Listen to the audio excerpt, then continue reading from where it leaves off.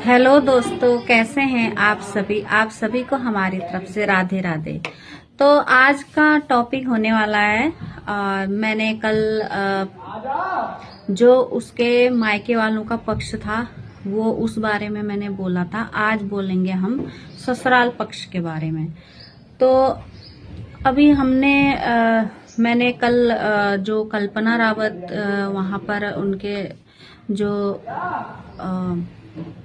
ये दीक्षा पांडे है उसके ससुराल में गई थी। तो वहां का उसने सारा व्यू भी दिखाया था, उसके घर का सब मैटर पता किया था उसने कि क्या हुआ कैसा हुआ। तो वीडियो में सारी चीजें दिखाई गई है और वो बात किसी से छुपी नहीं है। तो ये बात सभी को पता चल चुकी है कि दीक्षा पांडे कितना सच बोल रही है और कितना झूठ बोल रही है।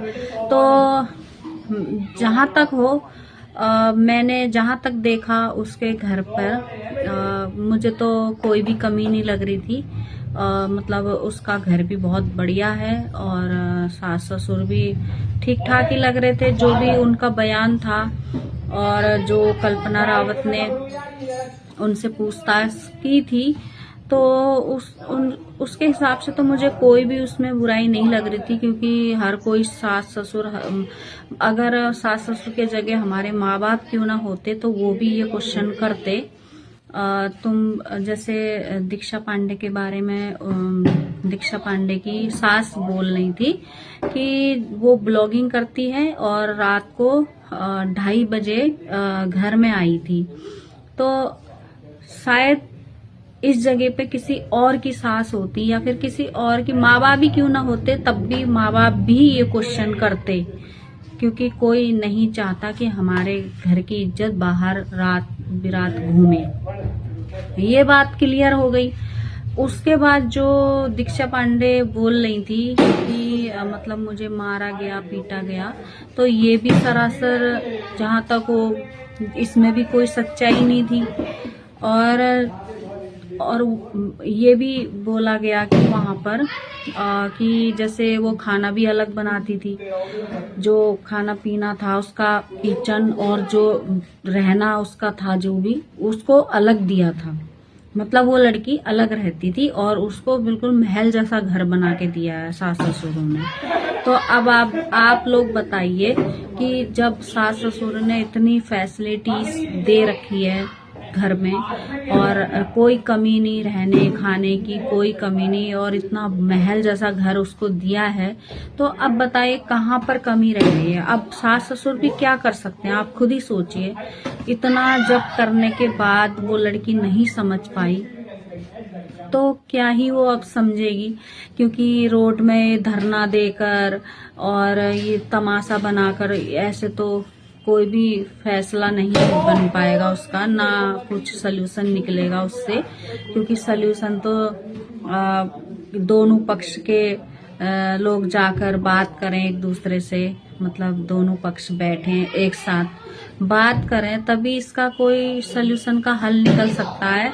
रोड में धरना देकर या फिर सोशल मीडिया में तमाशा करके ये कहाँ का इंसाफ मिलेगा इनको। मुझे नहीं लग रहा है कि क्या ही जो होगा इन लड़की का। तो मैं यही कहना चाहूंगी कि जो दीक्षा पांडे कर रही है मेरे नजर में बहुत, मतलब मेरे हिसाब से तो बहुत ही गलत कर रही है वो।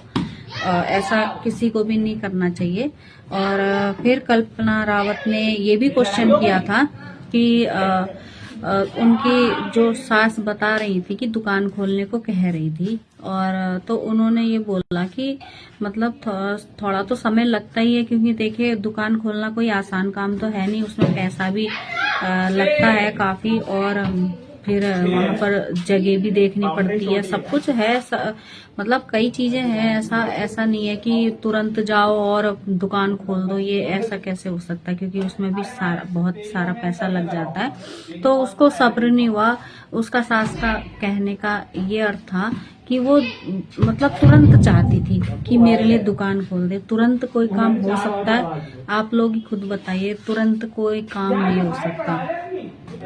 हर चीज में टाइम लगता है, तो उसे खुद ही, लड़की को खुद इतनी समझदार होनी चाहिए। और मेन बात है उसके मम्मी पापा, और उसके मम्मी पापा जो आज साथ दे रहे हैं उसका, मेरे हिसाब से उनको अब उसके ससुराल में जाके बात करनी चाहिए थी। जो ये रोड में तमाशा कर रहे हैं, उनके बदनामी कर रहे हैं, तो वो चीज गलत है, ऐसा नहीं करना चाहिए किसी को भी।